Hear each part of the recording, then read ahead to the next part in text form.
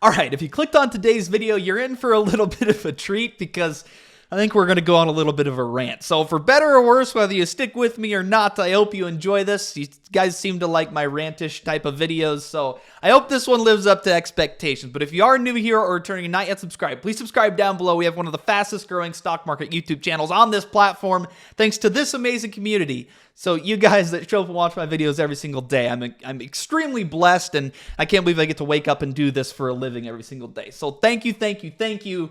But the stock market has a problem right now, and it all has to do with this fear and greed index that, whether you look at CNBC, Bloomberg, X, or YouTube even, everybody, every single financial pundit out there is pointing to the fear and greed index and saying, we're at levels of fear now, and it means that it's time to go buy, and we have bottomed, and that this stock market sell-off is coming to an end.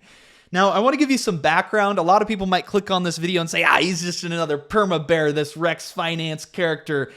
Actually not. Just a couple of years ago, actually a year and a half ago, people were calling me a perma bull because I was bullish at the end of 2022 when nobody else wanted to buy stocks. I was out there saying, it's time to buy, guys. Hit that buy button. Come on, come on, come on. We're going to make a lot of money. Obviously, never financial advice, but I was the only one out there. It seemed that was bullish going into 2023. Now times have flipped. I seem to be one of the only ones that is bearish and again was calling out this sell-off ahead of time. So I'm not saying this to brag. I'm saying this all to let you know that I'm probably going to be humbled at some point soon. So I could be wrong about everything I say in this video. The stock market has a way of humbling people that think they're right and are 100% accurate at everything. But I mean, come on, this is ridiculous. I made a post the other day. Actually, I think it was just this morning. My days are running together. Stock market rant time. Frowny face, frowny face. I don't care what the fear and greed gauges are saying. Investors are extremely greedy right now. And I think this is a big problem. People out there, everybody in financial media, everybody in their finance space is, again, pointing to this and using this as an indicator, saying that it's time to buy. Well, the problem with this is, let's play a game. Are investors right now saying, A, how much will my company miss earnings by? Or are they saying, how much will my company beat earnings by? 99 times out of 100 right now, the mindset of investors is, my company is going to perform great this earnings season. They're going to have a huge double beat, and my stock is going to go up so much that I'm going to get rich. Is that really fearful behavior? I don't know. Another question. Are people saying, how much will my stock go up after earnings more? Or are they saying, how much will my stock go down after earnings more? Clearly, A is the answer. More people are wondering how much money they're about to make than they're wondering how much money they're about to lose. And this can go into the current scenario with the stock market. I can pull this up here, but the S&P 500 is down basically 5% ever since March 28th. And are people saying, we're going to lose a lot more money and this stock market correction is going to continue? Or are people out there saying, this is the bottom and the correction is over and stocks are about to go right back up? So this really gets you thinking, is that really fearful behavior by investors? And this post of mine goes on. It was a whole rant of itself.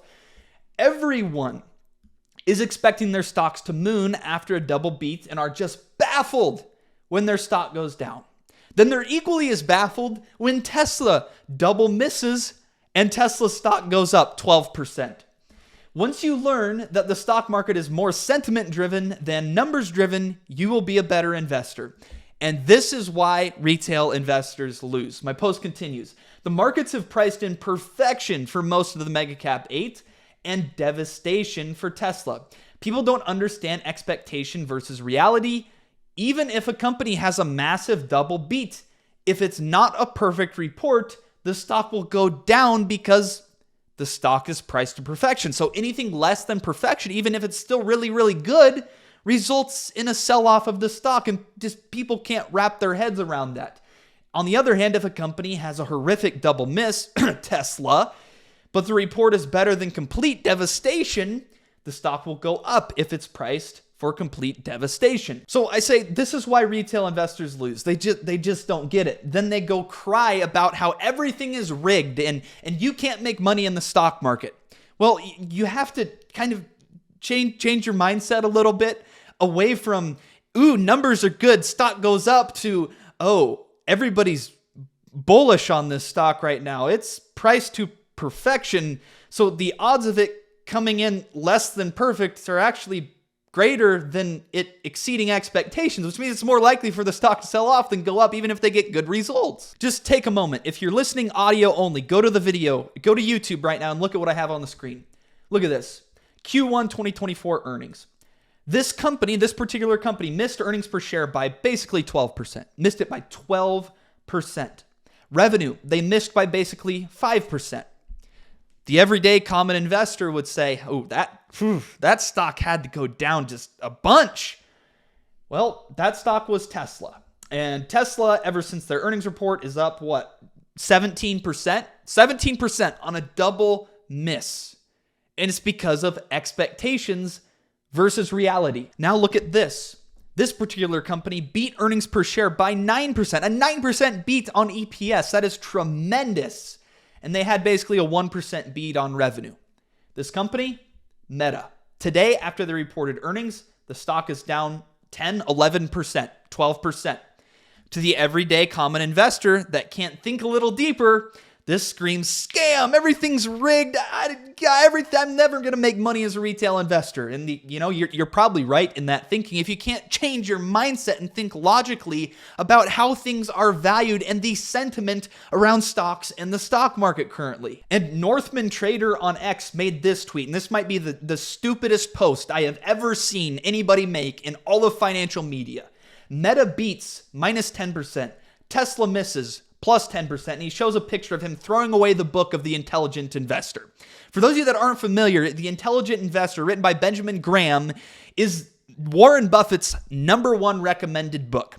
The reason this post is so stupid is because The Intelligent Investor talks endlessly about why this happens, why Meta can beat their earnings and go down 10%, and why Tesla can miss their earnings and go up 10%.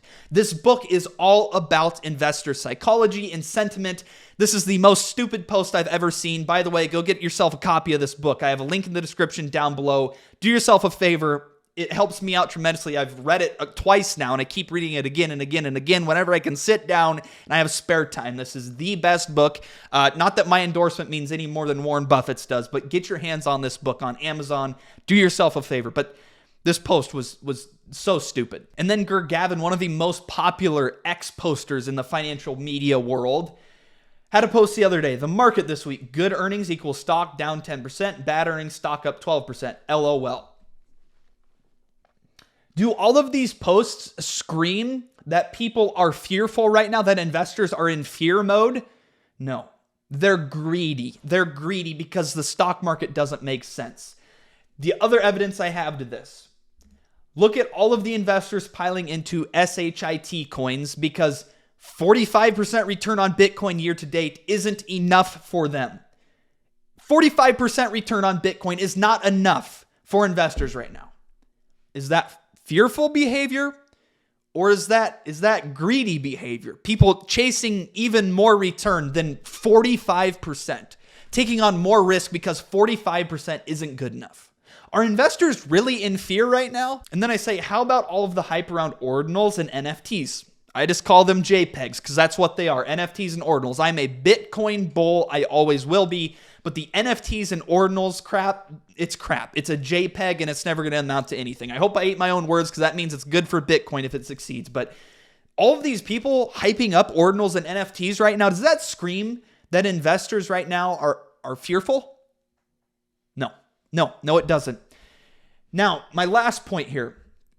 If you listen to other YouTubers on this platform or you watch what other financial pundits post or talk about on CNBC or Bloomberg, they talk about multiple expansion, and multiple expansion being the reason stocks will continue to climb higher. Multiple expansion is essentially taking the market cap and dividing it by that company's earnings. And whatever multiple that is, they think it's going to expand and make stock prices go up because a higher multiple means higher market cap. A higher market cap generally means a higher stock price. So they're screaming multiple expansion to see stock prices go higher instead of screaming earnings expansion to see stock prices go higher. When we have earnings expansion, that is healthy behavior in a bull market. When people start screaming for multiple expansion, literally the hope that people are going to assign a higher premium to the assets they own for no other reason than just the fact that the bull market is getting more mature, that is a top signal if I've ever seen one. So again, is hoping for multiple expansion instead of earnings expansion, is that fearful behavior, or is that greedy behavior? So all of this really makes you think, at least it makes me think. I shouldn't say it makes you think, but it makes me think. People are so misled right now when they look at the fear and greed index. There is so much money in the system. Look at asset prices everywhere. Housing, land, Bitcoin, the stock market, gold, basically everything is at an all-time high. Do we really think right now that people don't have money to invest? Do we really think right now that the economy is not healthy?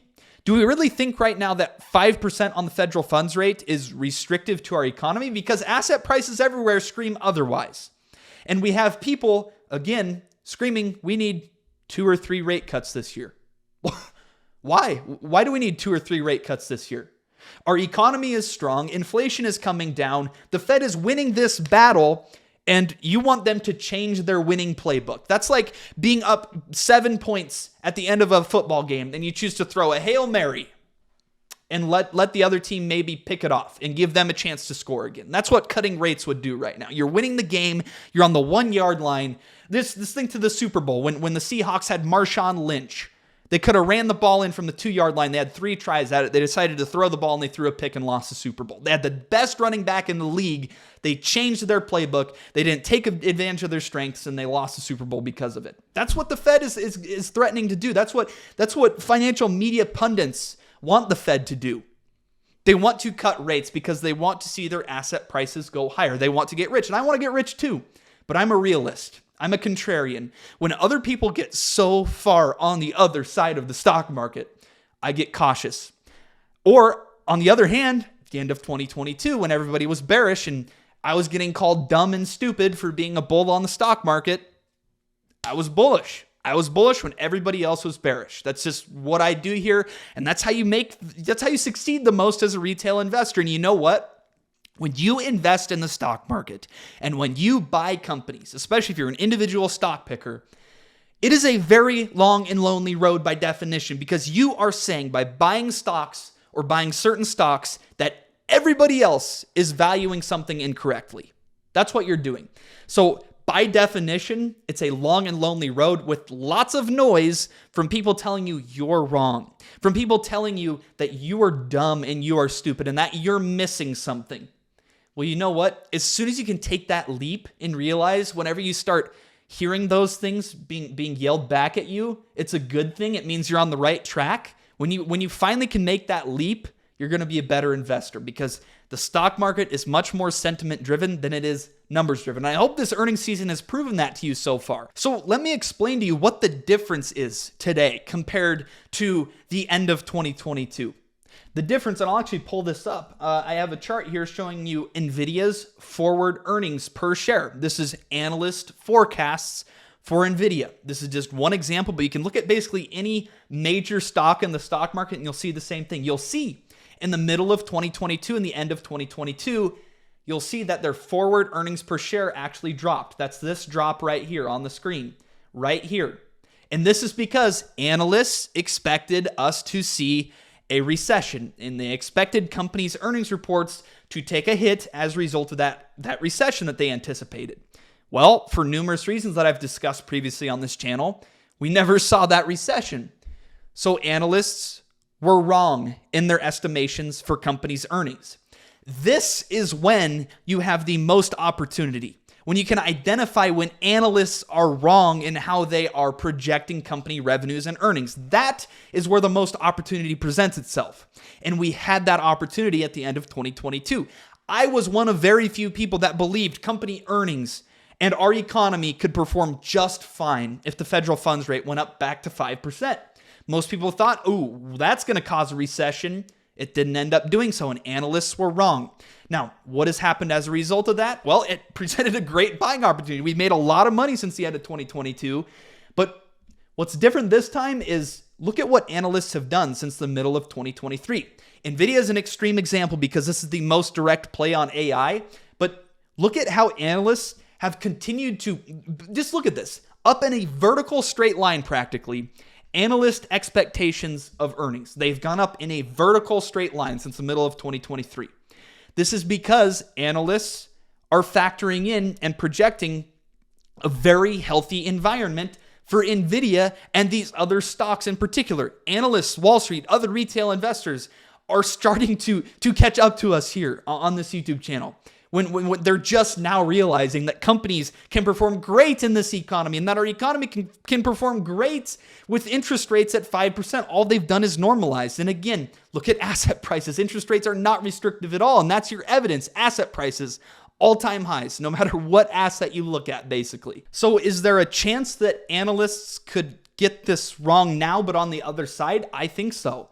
And this has happened in the past where there's kind of a positive feedback loop between analyst estimations, very positive earnings reports, and analysts having to re-raise their estimates and continue to raise their estimates higher and higher and higher. At a certain point, so much growth, so much perfection has been priced in by analysts and Wall Street and investors that the only outcome is these companies disappointing investors, even if they come in with double beats, just like Meta did, and they disappointed because investors, just because of what we talked about over the last minute or two, they were anticipating, projecting perfection, and Meta didn't have a perfect earnings report. They had a phenomenal earnings report, but it wasn't perfect. So if you remember in the middle of 2022, people were actually screaming that NVIDIA stock was expensive and you shouldn't buy it because their forward PE multiple was 60 or 70. And people thought, that is crazy. Why would I pay a 60 or 70 forward PE multiple for a stock in this environment when a recession is imminent? Well, you know what? The fact of the matter is the forward PE multiple on NVIDIA was incorrect. It was not a 50 or 60. You can see that now. As NVIDIA's earnings have performed much better than anticipated, their PE multiple has actually come down to 20 to 30 because analysts were wrong. And this same thing can happen on the other side. Absolutely. And is that what we're experiencing? I'm not going to guarantee it. I just think it's something we need to pay attention to. It's something that is definitely in the range of outcomes. Just looking at the way analysts have revised their earnings projections for NVIDIA. And again, you can look at basically any stock in the stock market and you'll see a very similar thing. So this actually becomes a very difficult predicament for companies and their executives where they physically cannot overachieve. They physically cannot perform better than they are, but they still get punished for it because investors have priced in perfection. And companies inevitably disappoint on those ridiculous expectations and projections that Wall Street has put in front of their company. It's the market psychology and sentiment. Now, again, I've said this in the past too. Why do I think this bull market's going to continue? Well, it's because the backbone of this bull market is very strong. The economy remains very strong, and I don't see that changing anytime soon. And if the backbone of the stock market is strong, no dip or correction or crash is going to last long. And now, if it changes and the economy starts to suffer, that's when I start to rethink my thesis here. But as of now, I've said it in the past, I think that the markets, the SPX, the S&P 500, is going to go down 10 to 15% by the time we're done with this current correction.